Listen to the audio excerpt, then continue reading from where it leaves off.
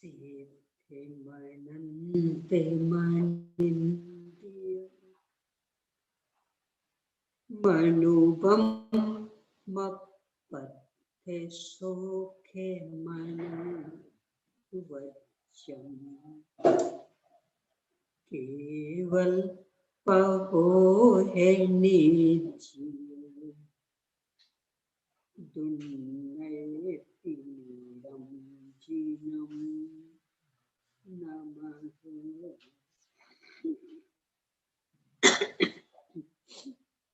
barahe angangicha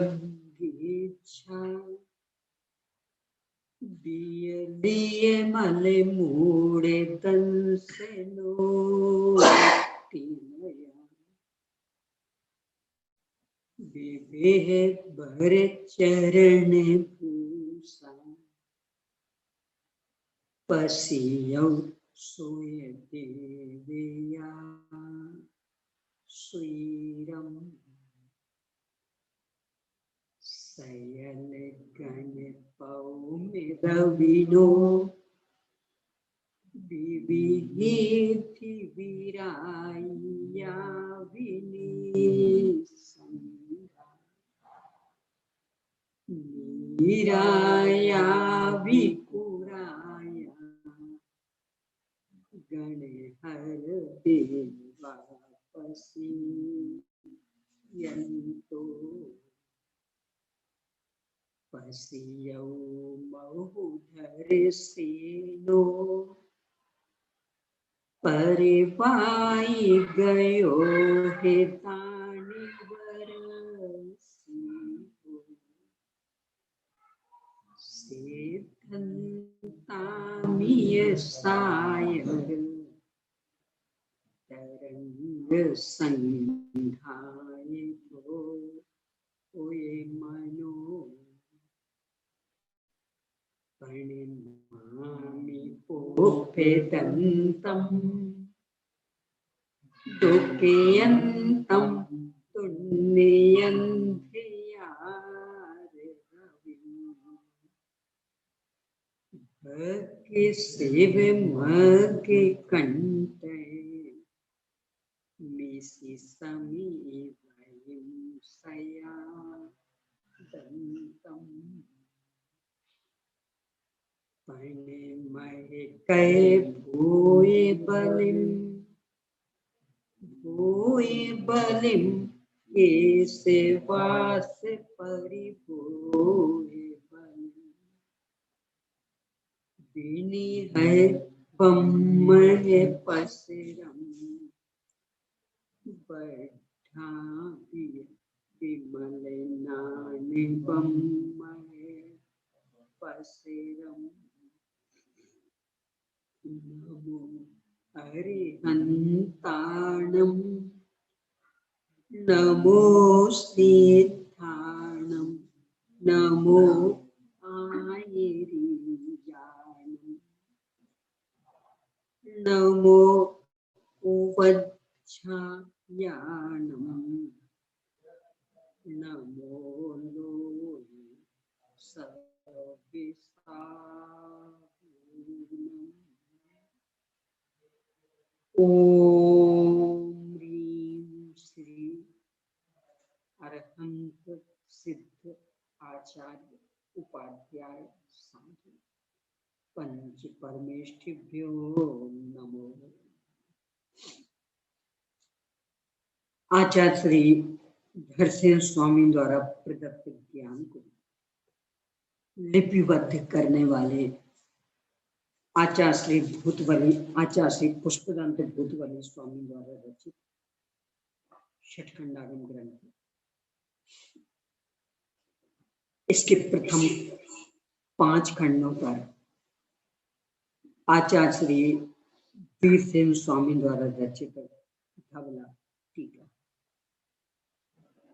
उनमें से पहले खंड जीवोत्थान के विषय को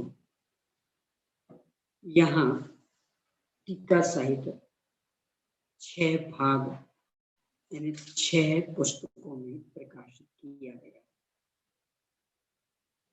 उनमें से अपनी चर्चा पहले भाग यानी पहली पुस्तक पर चल रहे हैं। विविध दृष्टिकोणों से मंगलाचरण पर चर्चा के बाद में गुण स्थानों के अन्वेषण हेतु मार्गना स्थानों को पाऊंगा। इस संदर्भ में मार्गनाओं के नाम और अति संक्षिप्त परिभाषा पर चर्चा के बाद में सत आदि अनुयोगों द्वारा गुण स्थानों को कहूंगा। इस संदर्भ में सत आदि 8 अनुयोगों के क्रम का औचित्य, गुण स्थान की परिभाषा। इसके बाद एक एक गुण स्थान को सत रूपना के माध्यम से विश्लेषित करते हुए पहले मिथ्या दृष्टि, दूसरे साधन सम्यक दृष्टि, तीसरे सम्यक मिथ्या दृष्टि और चौथे अभेद सम्यक दृष्टि, इन 4 गुण स्थानों को आत्मा के साथ अभेद करके अभेद दृष्टि से प्रतिपादित किया। इसके बाद 5 में संहिता संयत, 6 में प्रमत्त संयत, 7 में अप्रमत्त संयत, 8 में अपूर्वकरण प्रविष्ट शुद्धि संयत उपशमक शपथ, 9 में अनिवृत्तिकरण बादर सांप्राय प्रविष्ट शुद्धि संयत उपशमक शपथ, 10 में सूक्ष्म सांप्राय प्रविष्ट शुद्धि संयत उपशमक शपथ, 11 में उपशांत कषाय बेतराग छद्मस्त और 12 में क्षीण कषाय बेतराग छद्मस्त। इन गुण स्थानों को भेद अपेक्षा से सत्य प्रूपना के माध्यम से स्पष्ट किया। इसके बाद 13 में संयोग केवली और 14 में अयोग केवली, यानी इन्हें पुनः अभेद अपेक्षा से स्पष्ट किया है। इस तरह के परिवर्तन का औचित्य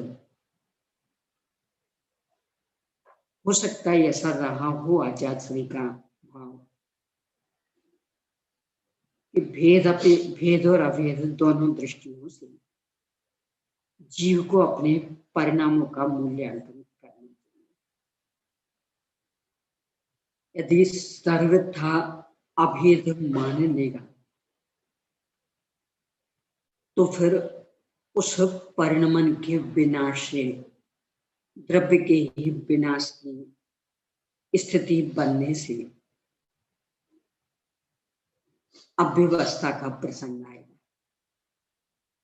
और यदि सर्वथा भेद मानता रहेगा, द्रव्य से कोई संबंध नहीं होने के कारण पुरुषार्थहीनता का प्रसंग आएगा। अव्यवस्था का प्रसंग नहीं आवे और पुरुषार्थहीनता का भी प्रसंग नहीं आवे, इसलिए कथनचित अभेद और कथनचित भेद ही पर्यायों की अपेक्षा द्रव्य को स्वीकार करना आवश्यक है। 13 गुणस्थानों की चर्चा सतनियोग की अपेक्षा से अपनी हो गई। आज 14वें गुणस्थान पर अपनी चर्चा पेज नंबर 193 पर 22वें सूत्र की खानिका से अपन देख रहे हैं। अब पुष्पदंत भट्टारक अंतिम गुणस्थान के स्वरूप के निरूपण के लिए अर्थ रूप से अरहंत परमेष्टि के मुख से निकले हुए गणधर देव के द्वारा गूथे गए शब्द रचना वाले प्रवाह रूप से कभी भी नाश को नहीं प्राप्त होने वाले और संपूर्ण दोषों से रहित होने के कारण निर्दोष, ऐसे आगे के सूत्र को कहते हैं। बहुत ही मार्मिक उत्थानी का कई बिंदुओं को स्पष्ट करने वाला। पहला, जितना जो भी ये विषय का प्रतिपादन है, यह सब अरहंत भगवान के द्वारा निरूपित। मुख से निकले हुए का मतलब, इसमें दोनों तरह के ही उदाहरण जिनागम में उपलब्ध है। भगवान की दिव्य ध्वनि मुख से खिलती है, ये भी सर्वांग से खिलती है, ये भी, क्योंकि अपने सामने सर्वज्ञ भगवान है नहीं, कोई श्रुत केवली भी नहीं है। इसलिए वास्तविक सही गलत का निर्णय करने हेतु अपने पास कोई साधन नहीं, बस अपने पास एक ही साधन शेष रहता है, दोनों की अपेक्षाओं को व्यवस्थित समझकर उन्हें बिठाना। जहां यह कहा हो कि मुख से निकलती, वहां चूंकि छद्मस्त जीवों के वचन मुख से निकलते हैं, उस अपेक्षा से ही भगवान की भी वाणी मुख से निकली, ये कहा गया। जहां ये कहा इस सर्वांग से खिलती है, वहां की अपेक्षा यह है कि चूंकि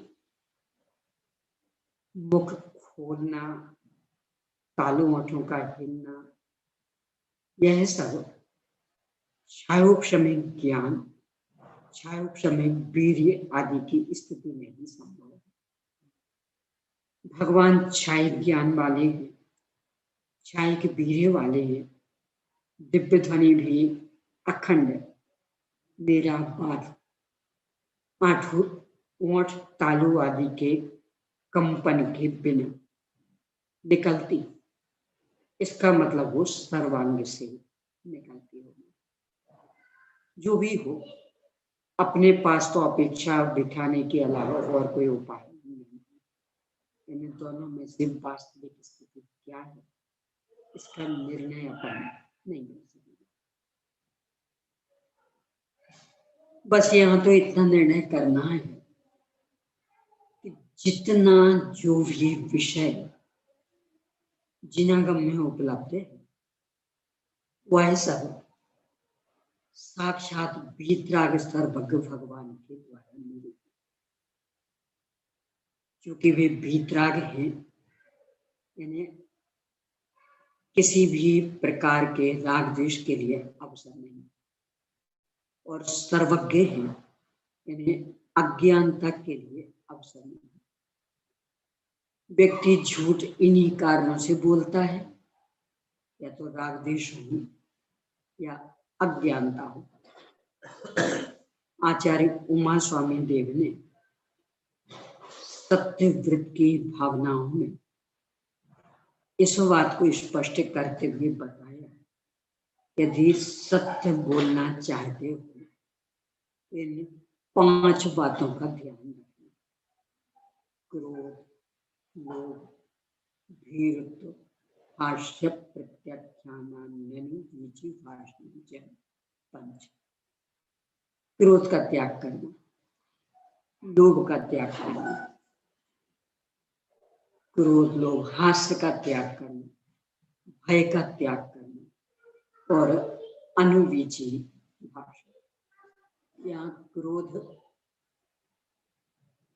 सभी प्रकार के द्वेष परक अपने परिणामों का प्रतिनिधि, लोभ रागात्मक अपने परिणामों का प्रतिनिधि, ऐसे हास्य ये रागात्मक लोकशायों का प्रतिनिधि, और भय या द्वेषात्मक लोकशायों का प्रतिनिधि, और अनुवीची भाषण ये अज्ञान के अभाव का प्रतिनिधि।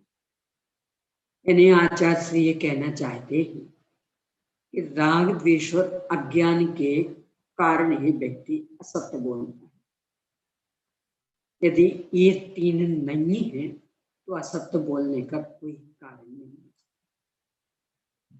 वीतरागी सर्वज्ञ भगवान के इन सब का पूर्णतया अभाव है, इसलिए उनकी वाणी पूर्णतया सच्ची और अच्छी है। मोह राग द्वेष नहीं है, इसलिए तो उनकी वाणी हितकारी अच्छी है। और अज्ञान नहीं है, इसलिए उनकी वाणी पूर्णतया सच्ची वास्तविक है, यथार्थ। शंका करने के लिए कहीं अवसर नहीं रहता। समझ में आए नहीं आए, अपनी योग्यता का विकास करें। भगवान की वाणी पर शंका के लिए कहीं अवसर नहीं। दूसरा बिंदु, गणधर देव के द्वारा गूंथे गए शब्द रचना। भगवान की तो ध्वनि निकली थी, क्योंकि वो सुनने में ऐसी लगती जैसे ओम बोल रहे हैं, इसलिए ओमकार नाम दे दिया। बोल में उनकी तो ध्वनि थी। उस ध्वनि को गणधर देव शब्दबद्ध करते, सूत्रबद्ध करते, लिपिबद्ध नहीं करते। लिखना ये लिपिबद्ध कहना, तो भाषा देना सूत्रबद्ध। गणधर देव ने सूत्रबद्ध किया। उत्तरोत्तर प्रवाह क्रम से चली आ रही, अनादि से ही। कालांतर में स्मृति भ्रंश के कारण आचार्यों को ऐसा लगा कि अब ये मौखिक रूप में सुरक्षित नहीं रह पाएगी, तो उन्होंने फिर उसको लिपिबद्ध भी कर दिया। वह लिपिबद्धता वाला रूप आज कुछ अंशों में अपने सामने है। उस आधार से ही अपन कुछ सीख पा रहे हैं, समझ पा रहे हैं, यथार्थ ज्ञान कर पा रहे हैं। यहाँ कह रहे बस उन्हीं के अनुसार हम अयोग केवली का स्वरूप सत्य रूप नाट्य मुख्यता से करते हैं। अयोग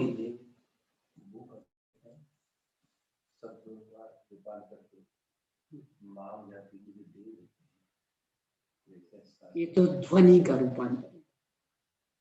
शब्द तो गणधर देव ने दिया, जो ओमकार ध्वनि थी वो तो ध्वनि थी। ओम शब्द तो चूंकि ऐसा लगता है ओम, इसलिए नाम दे दिया। उससे कहा श्रोताओं के कानों तक जाना और उनका अपनी अपनी भाषाओं में परिवर्तित हो जाना, ये भगवान का अतिशय श्रोताओं का पुण्य प्रताप और मागध जाति देवों की निमित्तता। उनके कानों तक पहुंचते पहुंचते उनकी भाषा में परिवर्तित हो जाएंगे। शब्दों को पहले गुण नहीं माना, पर्याय माना। पर्याय होती है वो के टकराने से शब्द निकलेंगे। तो अगर अपने मुख से नहीं माना, सर्वांग मान के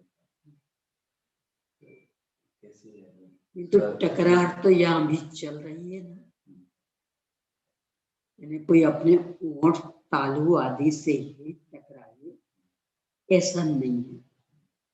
ऐसे भी टकराहट का मतलब ऐसा थोड़ी कि यूं टकराए। देखो अपन ऐसा लें, अपन इन सब खुद चालू करते, आवाज आने लगती, टकराहट जैसा दिखता है।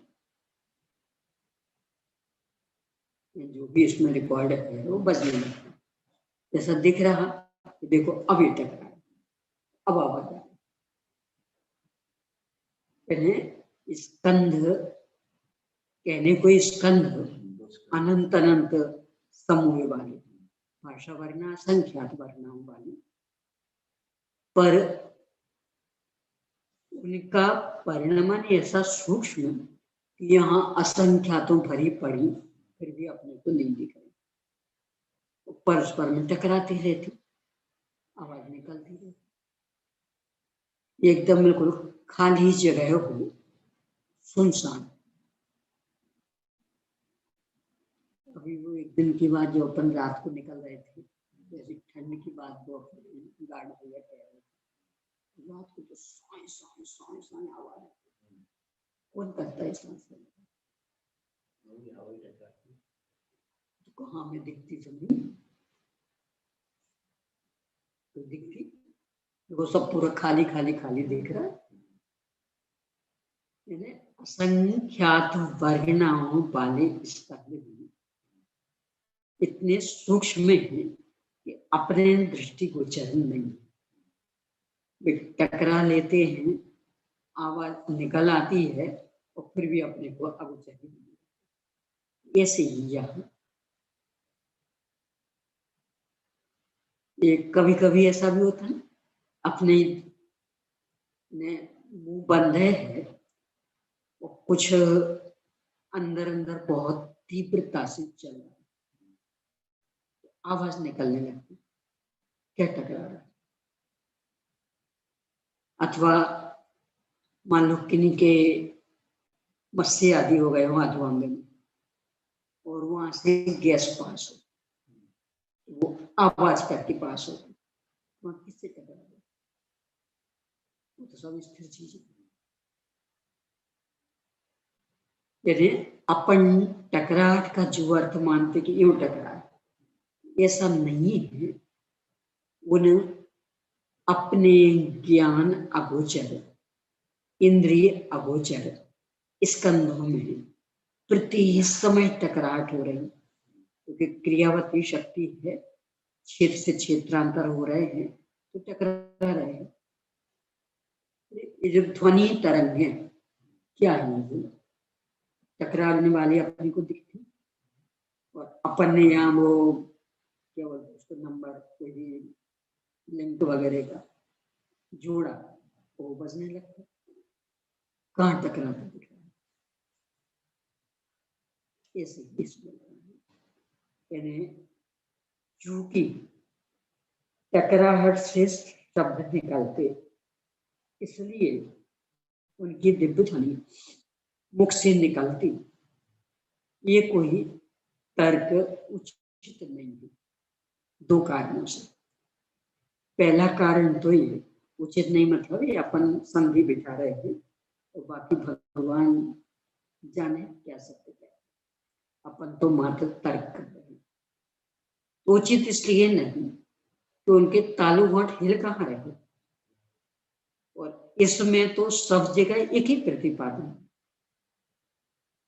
और तालु कंठ आदि के अवरोध के बिना यानी कुछ भी नहीं हिलेगा, तो फिर टकराने वाली बात नहीं रही। एक दूसरे, यहाँ जो अपन देख रहे, तो आजकल तो इस डिजिटल जमाने में यानी इसको हमने बस वो लिंक से जोड़ा तो बजने लगा, क्या क्या टकराएगा? तो दिखता टकराती हुई, तो ऐसे नहीं बज रहा, तो जोड़ा तो बजने लगा, जो भी वहां से आ रहा वो सब। यानी है तो ये पुद्गल मूर्त और असंख्य की संख्या में, मतलब बहुत बड़े बड़े, पर परिणमन इतना सूक्ष्म है कि अपन नहीं कह सकते कि वहां क्या टकरा, और फिर भी आवाज आने लगी। अपने ज्ञान अगोचर टकराहट हो गई, ऐसे हुआ। और टकराने के लिए अकेला मुंह ही थोड़ी चाहिए, सर्वांग से भी तो टकरा जाती, इससे भी आवाज आ जाती। अपना बदन, एक अपना बदन दीवार से टकराए, आवाज आएगी कि नहीं आएगी? नहीं आए, ऐसा नहीं, इससे आवाज आई कि नहीं आई? यानी अकेले मुंह से ही टकराएंगे वर्ग ना आएंगे तो ये आवाज आएगी, ऐसा नहीं। कोई सब भी हमें टकराए उससे आवाज आई, तो वो जो टकराने वाला बिंदु, उसमें तो कोई दम नहीं है। यानी भाषा वर्गना परस्पर टकराने से ही शब्द यानी वचन ध्वनि रूप परिणमित होती है। इसका मतलब भगवान मुख से बोलते होंगे, इसमें दम नहीं, क्योंकि वो तो किसी से भी टकराए, यानी ऐसे भी सर्वांग से टकराएंगे तो भी। दूसरा इसमें चूंकि इसमें सभी एक मत, यानी जिनागम में जितना हम देखे कि तालु ओठ कंठ जीव आदि के हिले बिना, ओठ आदि के खुले बिना, इसमें तो कहीं कोई दूसरा मत है नहीं, तो वो टकराने वाली बात तो खत्म हो गई। फिर सर्वांग से निकले तो परस्पर में जो भरे पड़े हैं इसका मुझसे टकराए, वो निकल आती ध्वनि।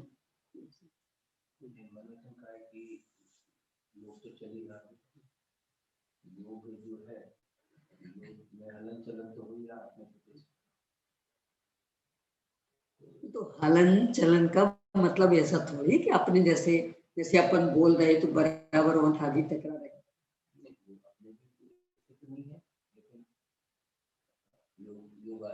तो वो जो योग चल रहा बस वही हलन चलन, वही टकराहट समझ ली। वो तो ऐसा बिल्कुल यौन ध्यानस्थ बैठे हैं मौन लेके, तो भी वचन युग चल रहा, कैसे चल रहा? हम तो बिल्कुल ध्यानस्थ। टाइम भी है उनका बराबर, टाइम का तो ये टाइम का तो ऐसा है कि ध्यान दशा में, सामायिक दशा में अन्य जीवों के प्रति करुणा का भाव विशेष जागृत हो, तो वो तीर्थंकर प्रकृति की वर्गणाएं उस समय विशेष बनी, उस समय उदय नहीं आता, वो टकराने से उसका कोई संबंध नहीं।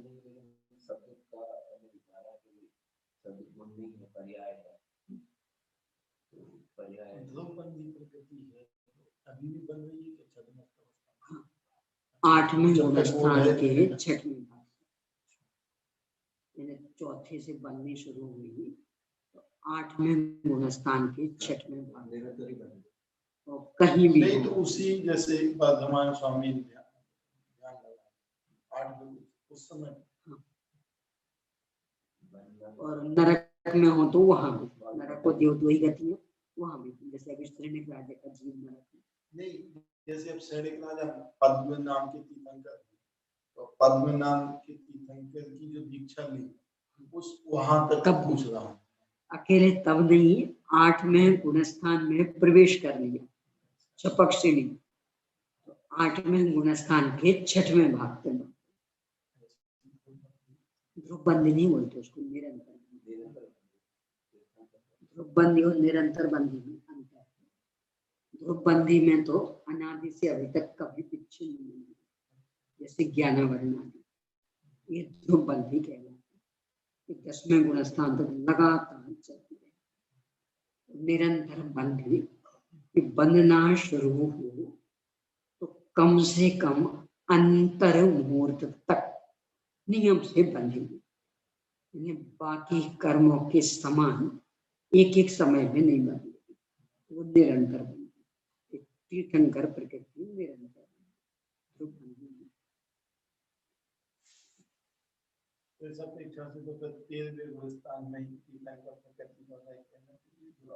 तो उधर तो वही ये तो अपन ने चर्चा की थी, जो स्त्रीभोग के संक्रमण हुआ है, क्योंकि अंतः कोटा कोटे सागर की स्थिति वाले कर्मों पर अवधा काल होती मात्र अंतर मुहूर्त के बाद उदय में आना है। अब इसका उदय तो 13वें गुणस्थान में आना, और कर्म के हिसाब से तो अंतर मुहूर्त में उदय आना, तो फिर क्या स्थिति बनेगी कि वो स्त्रीभोग संक्रमण के माध्यम से उदय में आकर के जो अन्य अन्य नामकरण की प्रकृति, उनमें उसके कार्य विशेषता आती है और उसके फल में ही जो बाहर की अनुकूलताएं, रत्न वृष्टि आदि, देवताओं का प्रभावित होना आदि, वहां नरक में भी परकोट बन जाना आदि, ये सब होते रहते, यहाँ कल्याणक आदि, ये सब। और ये तो अनेकों प्रकृतियों में होता है। पहले अपन चर्चा कर चुके गति में, गति भी निरंतर बनती रहती, पर जो आयु होगी बाद में मूल गति ही वो होगी। जैसे अपन अभी मनुष्य आयु में, तो मूल अपनी गति मनुष्य गति बन तो रही थी चारों, तो मनुष्य गति का तो ठीक, बाकी तीन का क्या होगा कि वे स्त्रियों के संक्रमण के माध्यम से मनुष्य गति रूप होकर के फिर गए। तो जब उनका वो संक्रमण होगा तो हम मनुष्य गति में जितने नारकी हो सकते वैसे अवधिक भाव हो जाएंगे, मनुष्य गति में जितनी पशुता बता सकते वैसे अवधिक भाव हो जाएंगे, मनुष्य गति में जितना दिवत्व रह सकता है वैसे भाव हो जाएंगे, तो मनुष्य चले इस तरह। यही स्थिति जाति आदि में भी होती है। ये तो हुआ मनुष्य की इच्छा, ऐसे ही देव आदि में भी उनको निकलता होगा, सब पशु आदि में, सब में। और नरक में कैसे? वहां भी होता है जब वो शांत करता है, सामने वाला सम्यक तो करते हैं तो आकर शांति तो थोड़ी हो जाती है। और ऐसे भी यानी कषायों में तरतमता तो चलती रहती, बदले लेने की भावना सामान्य चलने पर भी एक सी नहीं रहती, उसमें भी अंतर पड़ता, कभी कम कभी ज्यादा, तो अंतर है।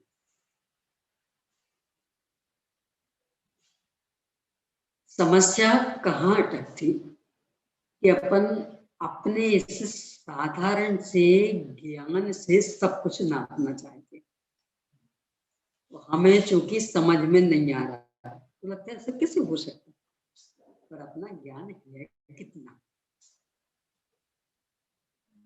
गणधर देव एक केवल ज्ञान वृद्धि को छोड़कर शेष त्रिश रिद्धि संपन्न, वे ये अनुभव करते कि केवल ज्ञान रूपी समुद्र के सामने मेरा ज्ञान एक बूंद जितना, त्रिशरिद्धिधारी विपुलमति मना पर्याय ज्ञानी सुरत केवली सर्वावधि ज्ञान, वे ये अनुभव कर रहे केवल ज्ञान यदि समुद्र है तो हमारा ज्ञान एक बूंद, तो अपना ज्ञान कितना होगा। इस ज्ञान से हम केवल ज्ञान को नापना चाह रहे हैं।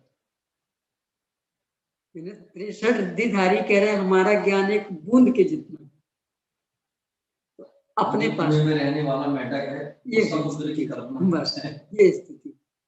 और कह रहे कि हमने इस किनारे से इस किनारे तक दौड़ लगाई, और नहीं, इसका मतलब झूठे, ऐसे कूप मंडूकता अपनी हो रही है। कितना सा ज्ञान, उससे केवल ज्ञान को नापना चाहे।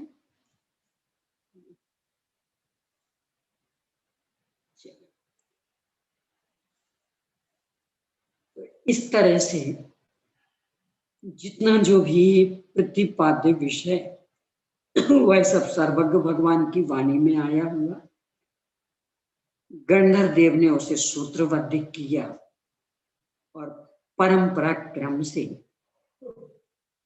कालांतर में आचार्य ने लिपिबद्ध किया और उस परंपरा क्रम से अपने तक आ गया है।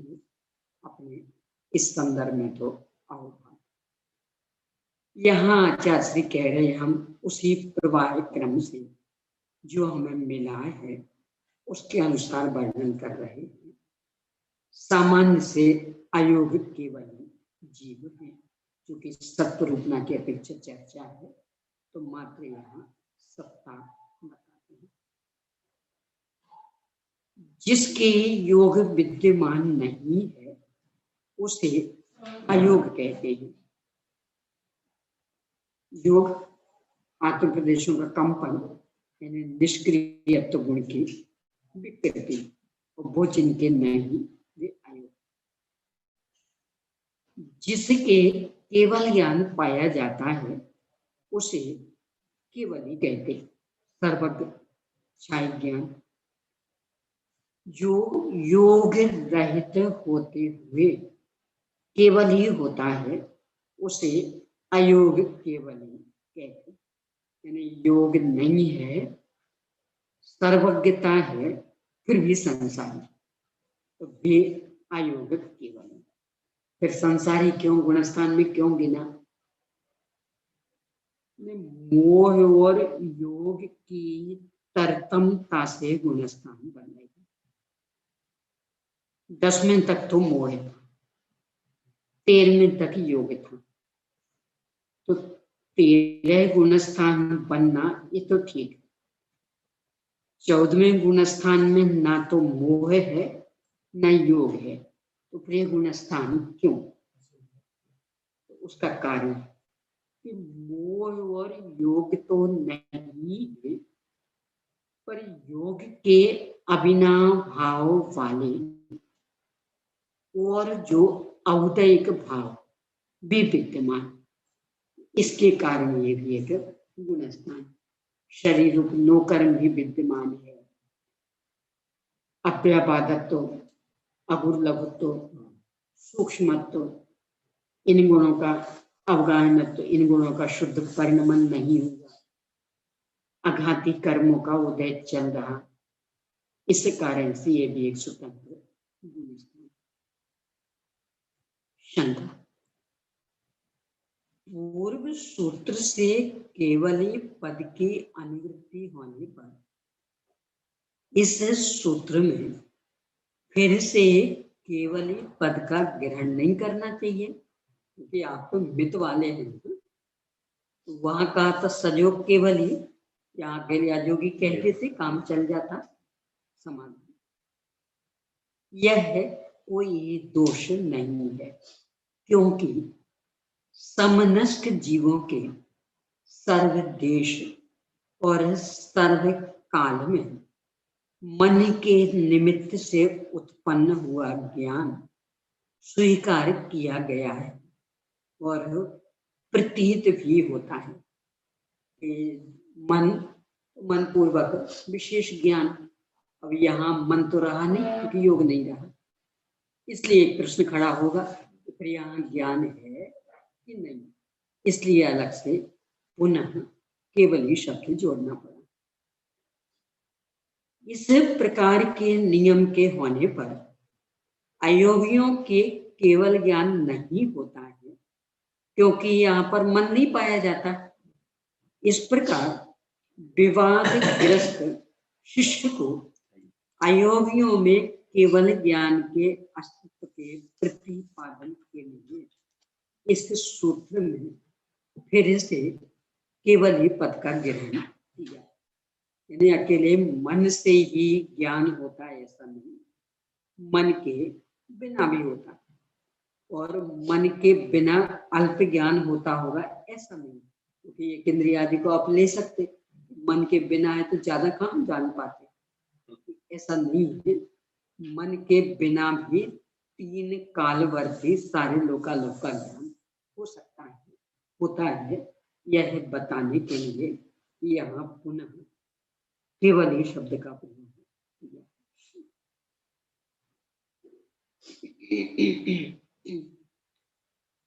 194 पेज। इस सूत्र में केवल ही इस वचन के ग्रहण करने मात्र से अयोगी जिनके केवल ज्ञान का अस्तित्व कैसे जाना जाता, क्योंकि केवल ज्ञानी तो आपने कहा नहीं, वहां संयोग केवली में भी ज्ञान शब्द तो था नहीं, तो इससे केवल ज्ञान ही अर्थ लेना, ये आप कैसे निकाल रहे हैं? समाधान, यदि यह पूछते हो तो हम भी पूछते हैं कि चक्षु से स्तंभ आदि के अस्तित्व का ज्ञान कैसे होता है? हमने कहा एक खंभा, क्या प्रमाण? हमने देखा, अरे देखा तो इसलिए खंभा कैसे सिद्ध हो गया? इस शंका कर रहा है। यदि कहा जाए चक्षु ज्ञान में अन्यथा प्रमाणता नहीं आ सकती, इसलिए चक्षु द्वारा गृहीत स्तंभ आदि का अस्तित्व है, ऐसा मान लेते हैं, तो हम भी कह सकते हैं कि अन्यथा वचन में प्रमाणता नहीं आ सकती, इसलिए वचन के रहने पर उसका वाच्य भी विद्यमान है, ऐसा भी क्यों नहीं मान लेते हो? क्योंकि दोनों बातें समान।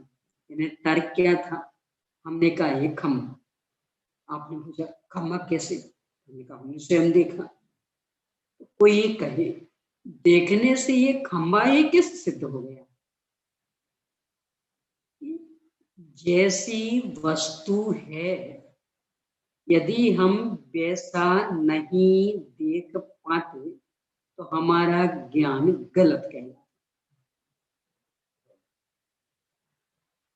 पर हमारा ज्ञान सही, इसका मतलब हमने इसे खंभा देखा तो बराबर ये खंभा है। ऐसी ही सर्वज्ञ भगवान प्रामाणिक, क्यों?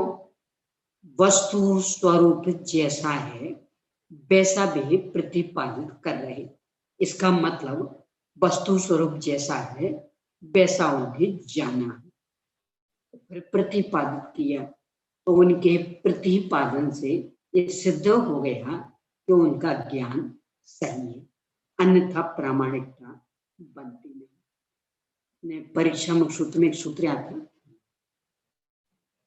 अव्यभिचारित्वम प्रतिभास विषय मव्यभिचारित्वम, हमने जैसा जाना सामने विषय भी वही होना चाहिए, अव्यभिचारी निर्दोषता, तब तो हमारा जानना सही।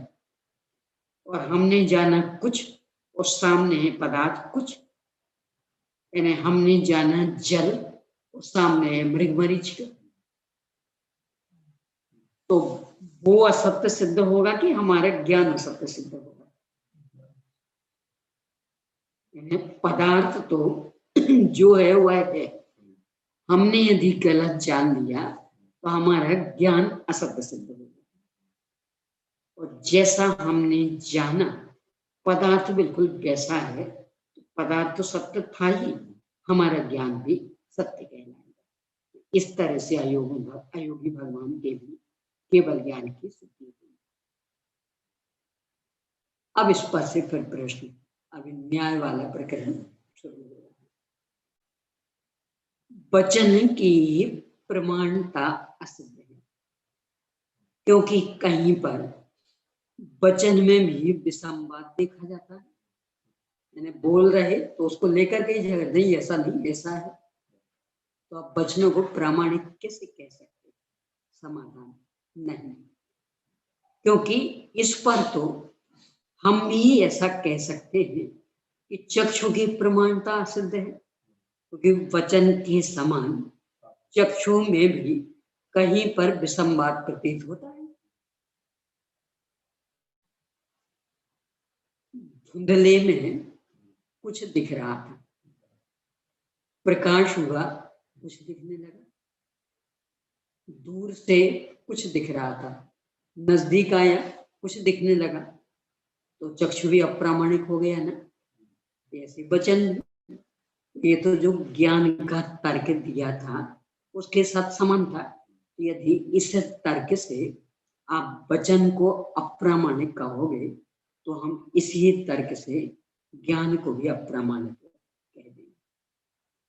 शंका, जो चक्षु अभिसंवादी होता है उसे ही हम प्रमाण मानते। समाधान नहीं, क्योंकि सभी चक्षुओं का सर्व देश और सर्व काल में अभी संवादी पना नहीं पाएगा। अभी संवादी पना निर्दोषता हो, यानी जिस पर कोई बहस नहीं करे, सब कुछ स्वीकृत हो जाए। तो यहाँ कह रहे हैं ऐसा तो नहीं है, अपनी आंखें धोखा दी जाती कितनी कितनी बार। अभी वो पर्सनल सोवत लिखा था, वहां क्या था, अप्रमत्त पढ़ रही थी, प्रमत्त, तो आंख ने धोखा दे दिया। क्या माना जाए? प्रमाण तो नहीं माना जाएगा, जो लिखा वही प्रमाण माना जाएगा। यस। शंका, जिस देश और जिस काल में चक्षु के अभिसंवाद उपलब्ध होता है, उस देश और उस काल में उस चक्षु में प्रमाणता रहती।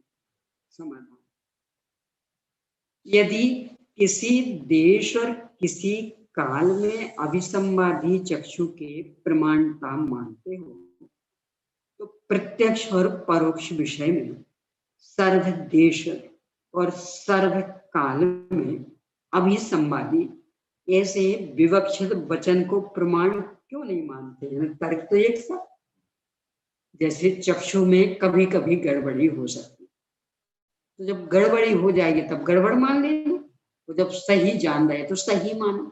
ऐसे ही वचनों में जब गड़बड़ी हो तो गड़बड़ मानो और सही हो तो सही मानो। परोक्ष विषय में कहीं पर विसंवाद पाया जाता, इसलिए सर्व देश और सर्व काल में वचन में प्रमाणता नहीं आ सकती, हमेशा हमेशा के लिए। समाधान, यह कहना भी ठीक नहीं है, क्योंकि उसमें वचन का अपराध नहीं है, किंतु परोक्ष विषय के स्वरूप को नहीं समझने वाले पुरुष का ही उसमें अपराध पाया जाता है। कुछ दूसरे के दोष से दूसरा तो पकड़ा नहीं जा सकता, अन्यथा अव्यवस्था प्राप्त हो जाएगी। गलती है उस व्यक्ति के ज्ञान की, इसके कारण वचन गलत निकल गए और दंड दो आप वचनों को, ये तो कोई बात नहीं हुई। ये तोतलापन नहीं रहता, तोतलापन, ध्वनि यंत्र थोड़ा सा अव्यवस्थित है, तो बोलना चाहता कुछ निकलता है कुछ, यानी तुम, तो बोलता है तुम। अब इसमें कोई शब्दों की गलती पकड़े, शब्दों की गलती है कि ध्वनि यंत्र की गलती है, ये कह रहे हैं यहाँ गलती तो ध्वनि यंत्र की, तो ध्वनि यंत्र को सुधारवाओ। शब्दों की तो गलती है भी, तो शब्दों पर दोष क्यों नहीं? शंका, परोक्ष विषय में जो विसंवाद उत्पन्न होता है, इसमें वक्ता का ही दोष है, वचन का नहीं। यह है कैसे जाने? यानी जो पदार्थ हमें स्पष्ट नहीं दिख रहे हैं, तो वचनों का दोष नहीं, वक्ता का दोष। समाधान, नहीं, क्योंकि उसी वचन से पुनः अर्थ के निर्णय में प्रवृत्ति करने वाले उसी अथवा किसी दूसरे पुरुष की दूसरी बार अर्थ की प्राप्ति बराबर देखी जाती है। इससे ज्ञात होता है कि जहां पर तत्व निर्णय में विसंवाद उत्पन्न होता है, वहां पर वक्ता का ही दोष है, वचन का नहीं। वही परसों का उदाहरण लेंगे, पहले ही पढ़ लिया था प्रमाण, देखा, हाँ बराबर। इसका मतलब गलती किससे हुई थी? वचनों से या आंखों से? आंख ने गलत देख लिया, वचनों का क्या दोष था?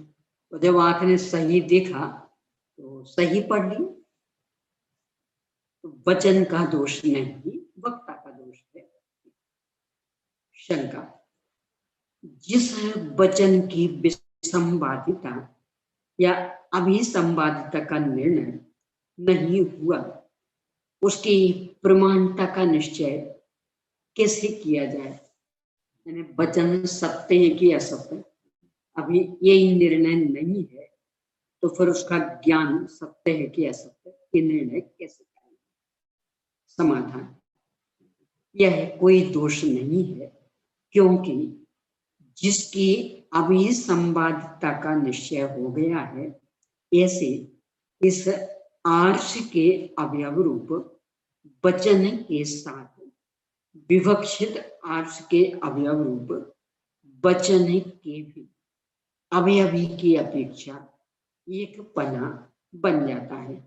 इसलिए विवक्षित अवयव रूप वचन की सत्यता का ज्ञान हो जाता है। क्या कहना चाह रहे? पहले कहा था ना, वक्ता की प्रामाणिकता से वचन प्रामाणिक, और वक्ता की प्रामाणिकता का आधार ज्ञान। तो अब अपन लोगों ने ऐसे पर प्रश्न खड़ा कर छदमस्तों पर, इनके तो एक द्रव्य आदि सब परोक्ष है,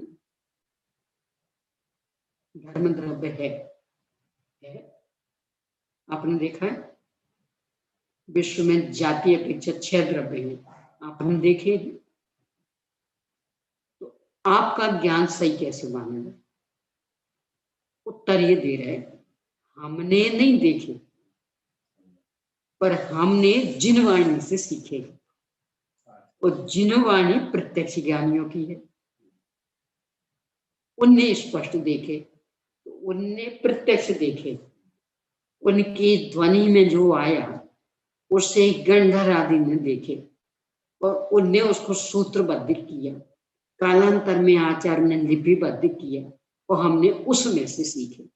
इसलिए हमारा ज्ञान भी प्रमाणिक। क्यों? क्योंकि वो उसका अंश है। बहुत बड़ी बात कह रहे हैं। मैं अपने ज्ञान की प्रामाणिकता के आधार अपन नहीं है, जिनवाणी है। ये स्वानुभव प्रत्यक्ष मात्र अपने लिए काम करेगा, प्रतिपादन के लिए नहीं।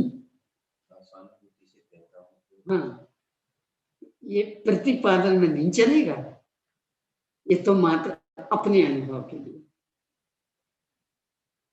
स्वानुभव प्रत्यक्ष का जो लाभ मिलेगा वो मात्र स्वयं के लिए। कहने में तो आगम के अनुसार कहना पड़ेगा, वहां स्वानुभव प्रत्यक्ष काम नहीं आएगा। कितनी बड़ी जिम्मेदारी सौंप दी। जो बोलेगा वो प्रमाणिकता की श्रेणी में आएगा। हाँ, आगम के अनुसार जो बोलेगा, और उसका व्यक्तित्व उसका वो होगा। वो जो अपन तो पहले चर्चा कर चुके ना, कि वाणी को देख करके व्यक्तित्व नहीं परख सकते आप, व्यक्तित्व के संदर्भ में कोई घोषणाएं नहीं कर सकते। नाटक समय सार का उदाहरण लिया था, बनारसी स्वयं भी लिख रहे हैं कि मैं एकांत निश्चयावासी, और लिखा हुआ पूरा श्यापा शैली वाला। ऐसा अन्य का नहीं हो सकता। यानी जो भी लिखेगा बोलेगा वह तो आगम से बंध के, तो वो तो पूर्णतया सही होगा। और हमारा व्यक्तिगत जीवन वो हमारा अपना, कदाचित वो उल्टा भी हो, तो लिखा हुआ सही। यानी कितनी बड़ी जिम्मेदारी अपने ऊपर। किसी के लिखे हुए को देख करके व्यक्तित्व का मूल्यांकन नहीं करना, उससे तो ये पता लगेगा कि इसको आगम परंपरा का यथार्थ ज्ञान है, बराबर आगम परंपरा से बन के लिखा है।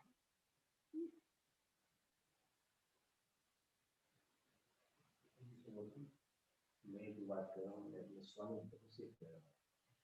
स्वानुभव से कह रहा हूँ तो उसमें भी अपन को जिनवानी के हाँ, मानना, क्योंकि पहले लिखता है ना, आगम के सेवन से, युक्ति के अवलंबन से, पर अपर गुरु के उपदेश से, ये 3 चीजें लिख दी थी। अब कह रहे इतना ही नहीं, हमने स्वयं चखा, अब उसमें दृढ़ता आ गई, यानी नींबू खट्टा होता है, हमने पढ़ लिया था शास्त्रों में, तर्क युक्ति से भी लगाया कि नींबू का रस खट्टा, फिर पर गुरुओं से भी, अब कैसा होता नींबू का रस, आपसे पूछे ऐसा 20 से पूछे, तो बात में दम तो आ गई, पर पूरा विश्वास नहीं था, और हमने एक गुण चख ली, अब विश्वास हो गया। यानी अभी तक बात दूसरों की थी, बात सही थी, पर दूसरों के आधार से हम बोल रहे थे, अब हमने चख ली, अब विशेष दृढ़ता आ गई,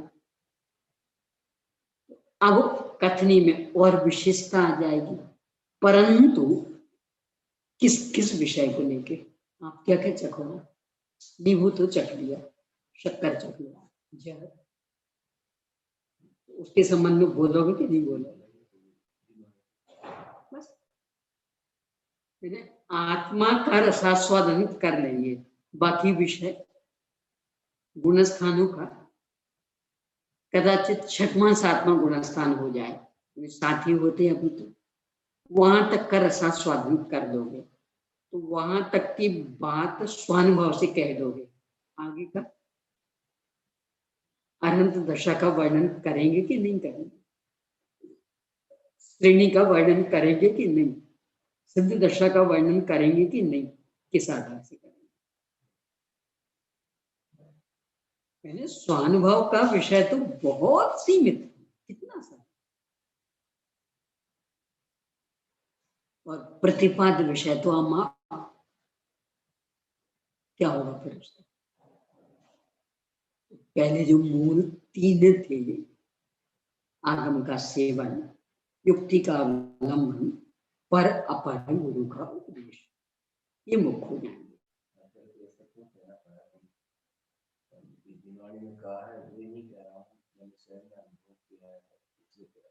वो तो ही देखो, सामने वाला बहुत बेचैन हो, दुखी हो, आपके पास आया, आपने एक दवा दी, तो चूंकि वो बहुत बेचैन हो, 20 जगह थक के खा चुका, उपचार नहीं हो पा रहा था, तो आपके ऊपर भी विश्वास नहीं होता, तो आपने उसको समझाया, बैठे हैं, लेकिन मुझे भी ये तकलीफ हुई थी,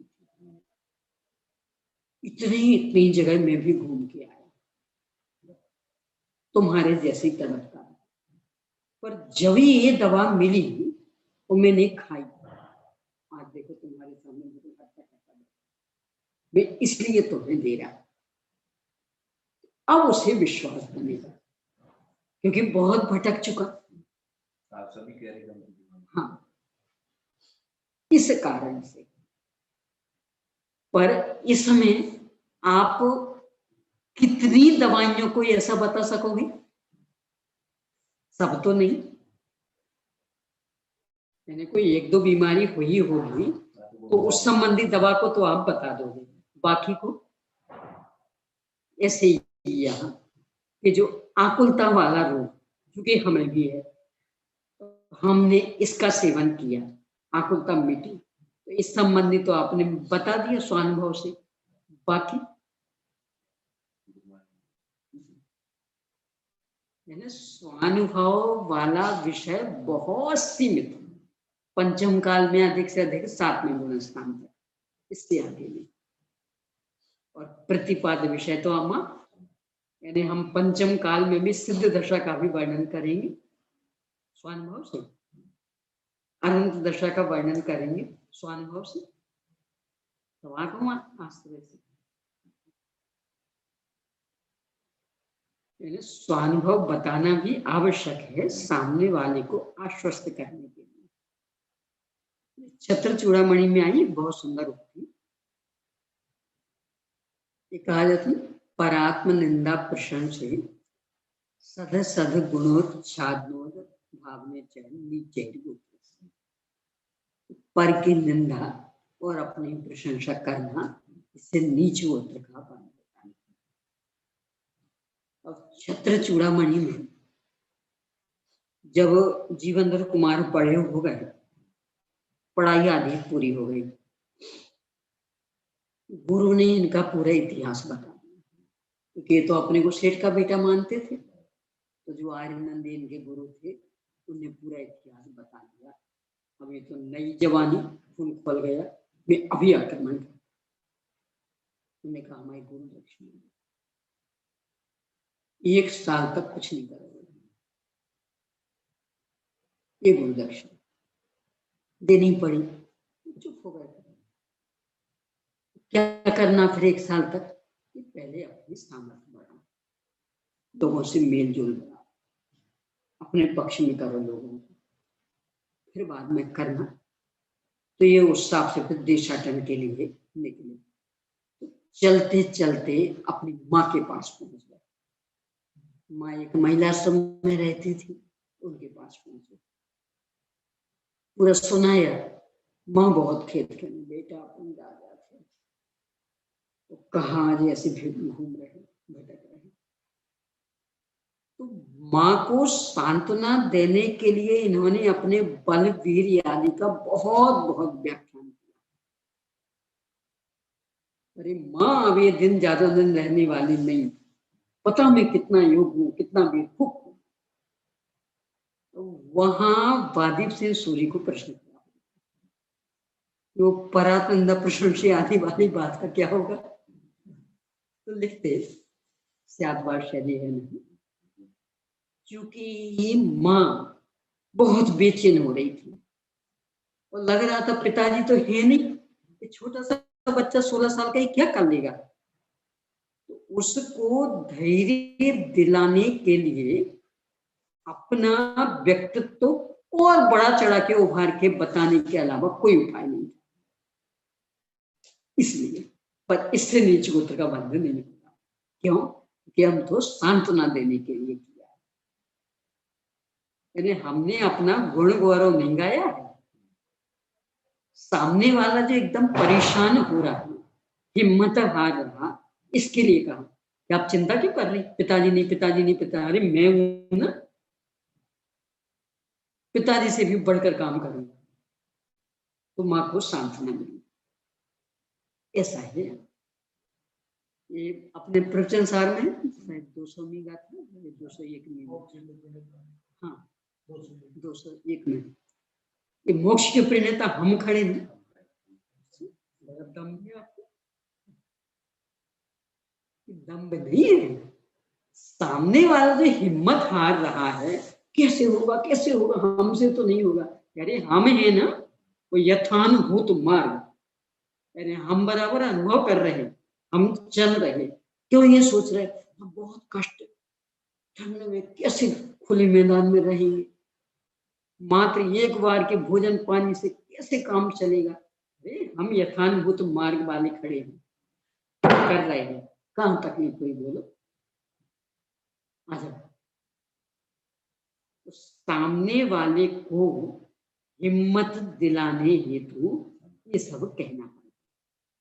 ऐसे ही यहाँ, चूंकि वहां पूर्ण विशुद्ध मोक्ष मार्ग का प्रतिपादन, और मोक्ष मार्ग के नाम पर पता नहीं क्या क्या कर चुके हैं अपन, और मोक्ष मार्ग पे तो चल नहीं पाए, लगता पता नहीं ये भी ऐसी बातें बना रहे होंगे।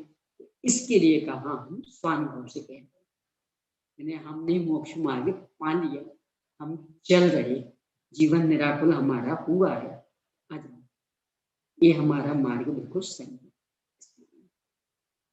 7 बार शैली अपेक्षाएं समझनी पड़ेगी, इन्हें कहाँ अपना गुणानुवाद नहीं करना और कहाँ करना,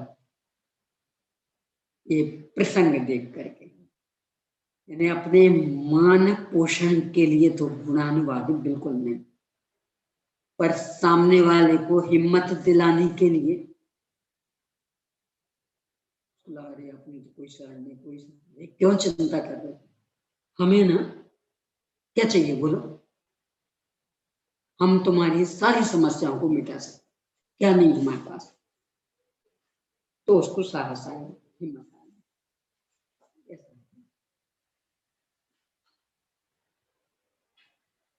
ये समय सार में ही शायद एक गाथा है, आचार्य जयसिंह स्वामी ने उसकी टीका लिखी। तो उसमें प्रश्न खड़ा किया, साहब पहले तो तीर्थंकर भगवान थे, केवली थे, शुद्ध केवली थे, वे एकदम स्पष्ट मोक्ष मार्ग बताते थे, उस समय जीव मोक्ष मार्ग में लग जाते थे, ये तो ठीक। तो हमारे सामने तो कुछ नहीं, तो हम कैसे धर्माराधना में लगे? तो वहां आचार्य से उत्तर देते, क्या केवली और शुद्ध केवली ऐसे हाथ पर रख के आत्मा बताते थे? वे भी तो कह करके ही बताते थे ना, ये कह करके बता रहे ना, कहाँ अंतर? देखो आसपास लगभग वही। तो वे भी कह करके ही बताते थे, कह करके अभी भी बताने का मार्ग करना तो अपना अपना पड़ेगा। तो काल को क्यों रो रहे हो? संयोगों को क्यों रो रहे हो? अरे वे भी तो कहते ही ना, वचनों से ही समझाते ना, इससे अलग और हटके। तो हम भी वचनों से समझा रहे, वे भी कह करके मुक्त हो गए, कह करके कहने वाले अभी हैं। अब इस तरह से जब कहते तो हिम्मत आती, तो वो केवल ज्ञान, श्रुत ज्ञान ये दिखता तो हिम्मत पस्त पड़ जाती है। इसके लिए फिर बताना पड़ता हमें ना, क्यों पड़ा?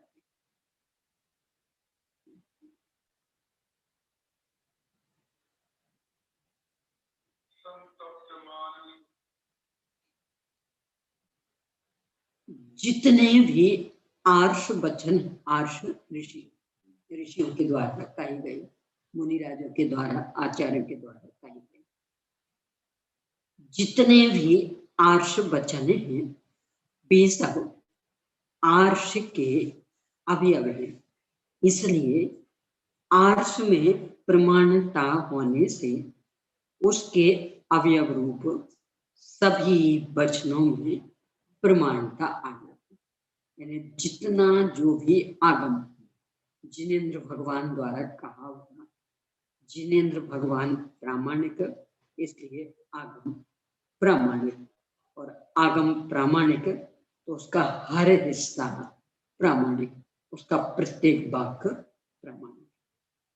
शंका, अब ये वर्ग जब का प्रश्न है, जैसा आपने कहा सब प्रामाणिक, हम उदाहरण देते, जिस प्रकार गन्ना नाना रस वाला होता है, उसके ऊपर के भाग में भिन्न प्रकार का रस पाया जाता है, मध्य के भाग में भिन्न प्रकार का, और नीचे के भाग में भिन्न प्रकार का रस पाया जाता है।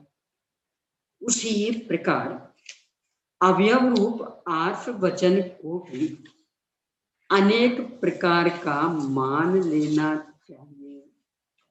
यानी आप कह रहे सारा आगम एक रूप, सारा गन्ना एक रूप होता, बीच वाला हिस्सा खाते तो ऊपर का भी खाओगे, और खाओगे तो मीठा मिलेगा, जड़ भी खाओगे और खाओगे तो मीठा निकलेगा। जितना मीठा है मात्र उतने को आप मीठा कहिए, पूरे को नहीं। देखो लोक में तो हर चीज का आम मीठा होता है, और अमरस, आयरन का भंडार, छिलका भी खा ले तो धोखे से यदि अमरस में पिस जाए ना, और वो अटके तो बराबर मुंह खराब कर दे, कड़वा गुठली तो वो दांती तोड़ देगी। तो आम मीठा मतलब बस वो रस, पूरा आम नहीं। नारियल सर्व गुण संपन्न, तो नारियल मतलब बस वो अंदर का दल, बाकी नहीं, उसकी कवटी नहीं, उसका केसर नहीं, उसका छिलका नहीं, मात्र बस वो अंदर वाला दही। ऐसे ही जिनवाणी में भी होगा, बस कुछ हिस्सा होगा प्रामाणिक। आप तो सबको ले रहे, पूरा आद्योपान, ऐसा कहना उचित नहीं। समाधान नहीं। 190 बहुत अच्छा। 190 नंबर की समय कौन सा? संबर अधिकार की 190वीं गाथा की जयसिंह स्वामी कृत टीका।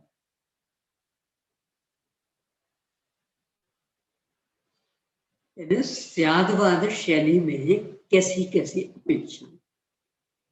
एक और कहेंगे अपनी प्रशंसा की तो नीच गोत्र का बंद होगा, और एक और से हम डंके की चोट, ये खड़े हैं ना हम, इन्हें ऐसा लगता है जैसे हमसे बड़ा कोई है ही नहीं। वो पढ़ के सुनो, वहां खोलो।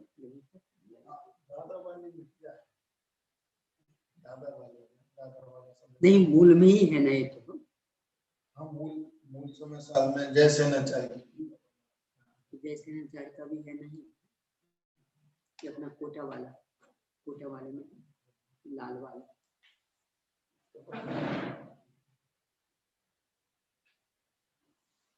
लाल वाला, हाँ उसमें नहीं, उसमें नहीं, ये उत्तम तन्नी साहब वाला, हाँ इसमें है, इसमें नहीं।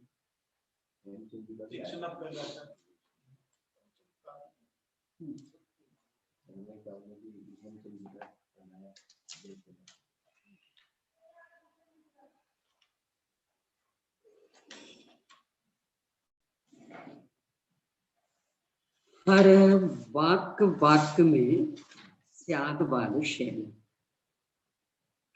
स्यादवाद की शरण छोड़ी और विवाद।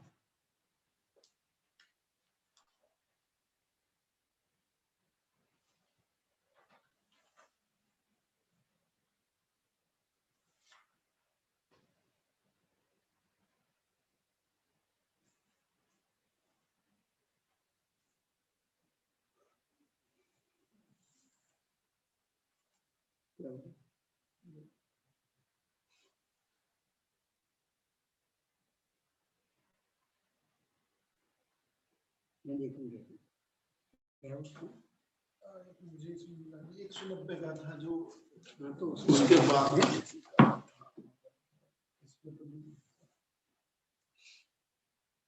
हाँ 190 निकाले कहाँ हैं आप?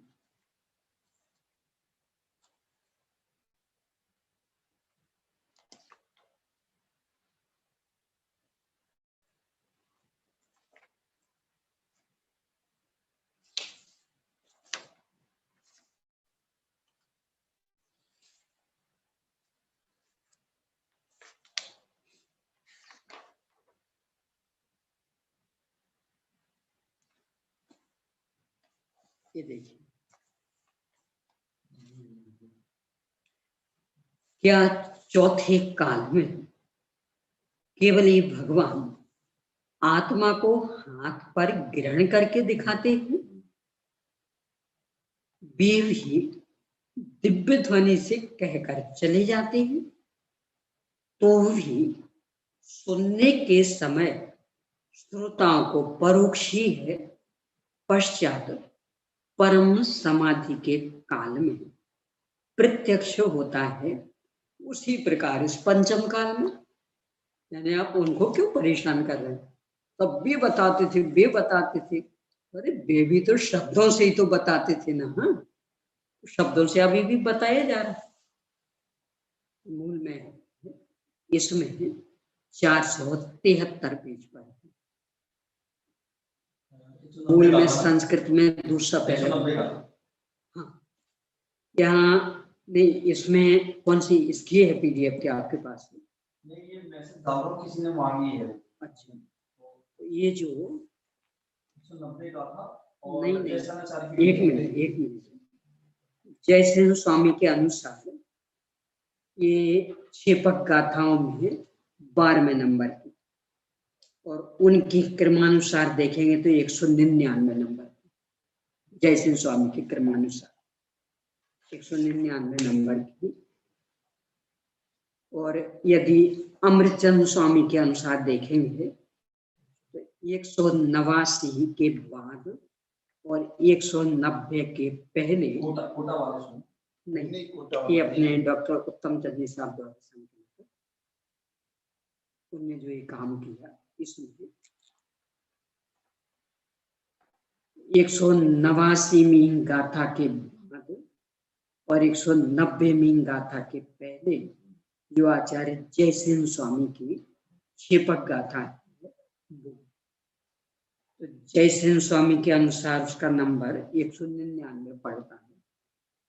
स्वतंत्र क्षेपक गाथाओं का नंबर 12। उसकी टीका में ये बात आई। संबर अधिकारी है ये जो अपने कौन कहान,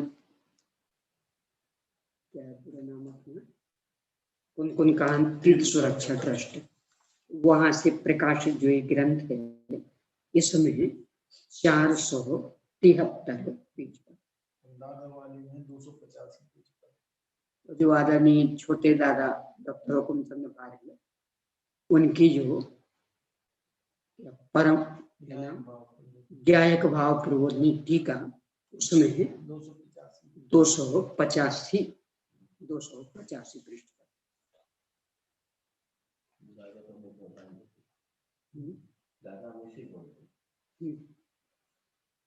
है ये बहुत सुंदर। यानी अपन इसको लेके ही रोते रहते, क्या करें सब बताने वाले नहीं। यानी ऐसा लगता है कि जैसे बताने वाले हमें सीधा घोट के पिला देंगे। तो शब्दों से ही तो बताएंगे ना, आखिर काम तो हमें करना। तो जैसे शब्दों से भी बताते थे वैसे शब्दों से हम बता रहे, अंतर क्या है? घोट के तो खुद भी पिला नहीं देंगे और बाकी का काम तो अपना अपना करना है, करो। बताने वालों को लेकर परेशान होते रहने में क्या दम है? क्या विशेष बताएंगे? शब्दों में जितना आता उतना ही तो बताएंगे।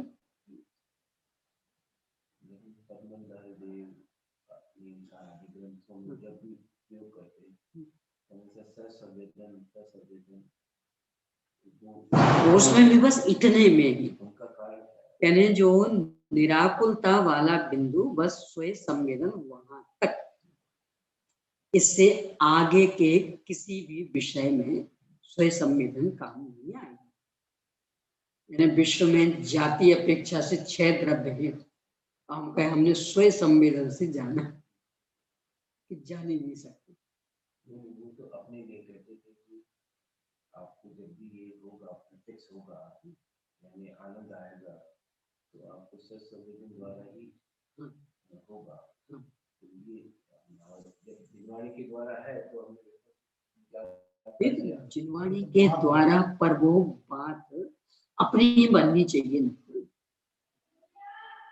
यानी अपने को अंतस्थल से स्वीकृत हुई जची, ये अपना वेदन। यानी जिनवाणी में तो लिखा कि आत्मा शाश्वत, हमें तो लग रहा पर्याय मत, तो हम तो इसमें ही मस्त हैं।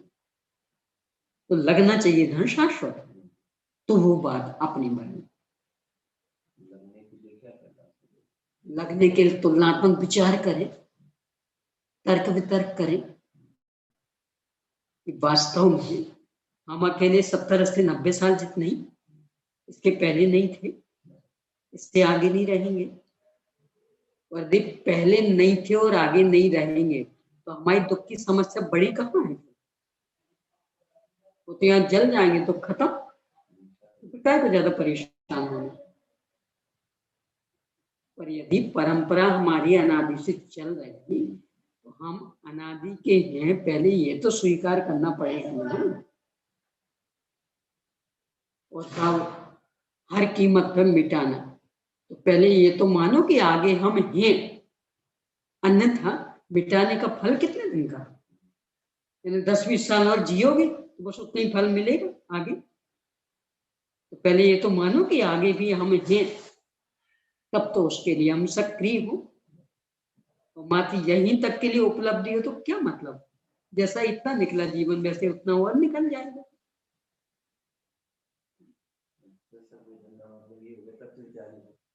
हाँ, उपाय उससे जिनवाणी में खास करके अपने संदर्भ में, आत्मा के संदर्भ में जो कहा वह बात मात्र शब्दों का खेल न रह जाए, वो हमें अंतस्थल से जचने लगे, यानी हम शाश्वत हैं तो लगने लगे कि वास्तव में शाश्वत हैं। ये पर्याय तो नाटक। आम पीला है तो हमने बहुत उसका विचार किया, तो क्या विचार करने से संवेदन होगा? नहीं, कभी पीला है, मीठा है, और बल्कि वहां तो उल्टा कह रहे हैं, आप पीला है, गोल है, हापुस है कि देशी, ये सब विचार न छोड़, कुछ नहीं होने वाला इससे। यदि खाना चाहते हो ना तो ये सोचो, बहुत मीठा होता, बहुत पौष्टिक, आयरन की सारी कमी को पूरी कर देगा, अमुक विटामिन, तो खाने का भाव तीव्र होगा और फिर खाना सब अपने आप फल मिल जाएगा। यानी क्या क्या है क्या क्या नहीं, सोचने से कुछ नहीं होगा। ऐसे ही यहाँ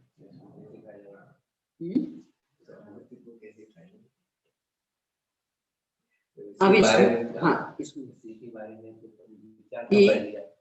हमने आगम से पढ़ा, मैं स्वयं ज्ञानानंद स्वभाव शाश्वत।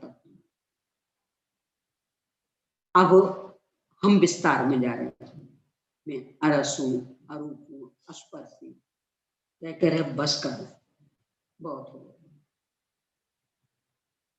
अब तो वास्तव में यदि स्वरूप स्थिर होना तो एक बिंदु को ले लो, मैं शाश्वत।